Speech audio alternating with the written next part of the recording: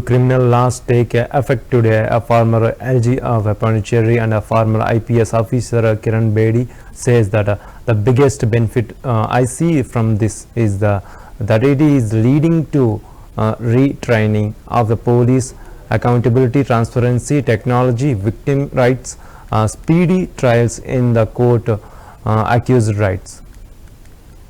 सवाल है कि 3 क्रिमिनल लॉज आईपीसी, सीआरपीसी और इंडियन एविडेंस एक्ट को रिप्लेस किया गया है। कल से नए जो लॉज हैं वो इम्प्लीमेंट होने जा रहे हैं 1 जुलाई से। मैम, आप क्या कहना चाहेंगे इस पर? आपके मुताबिक ये सिटीजन के लिए कितना फ़ायदेमंद रहेंगे?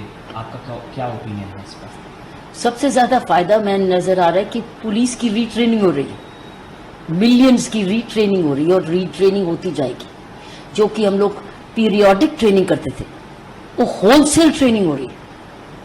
और होलसेल ट्रेनिंग किस चीज़ के लिए? ट्रांसपेरेंसी के लिए, अकाउंटेबिलिटी के लिए, टेक्नोलॉजी के लिए, विक्टिम के राइट्स के लिए, वुमेन विक्टिम्स के लिए, और अदालतों में स्पीडी ट्रायल के लिए।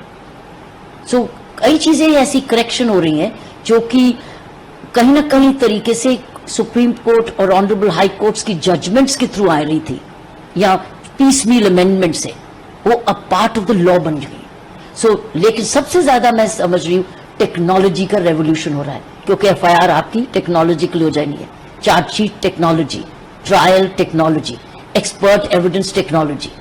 जो हम लोग डॉक्टर्स को बुलाते थे, एक्सपर्ट्स को बार बार बुलाते थे, कि पुलिस जो रिटायर हो गए उनको बार बार बुलाते थे, आप एविडेंस ऑनलाइन कर दीजिए। आना जाना बच गया ना। और ट्रायल की भी डेट्स इन्होंने फिक्स्ड कर दी है। अदालत में मान लीजिए तारीख पे तारीख की बात करते, तारीख पे तारीख के क्या करेक्शन की? अगर कोई मैजिस्ट्रेट या जुडिशियल मैजिस्ट्रेट उसको कहते हैं, वो नहीं अगले दिन वो लिंक मैजिस्ट्रेट छोड़ेंगे।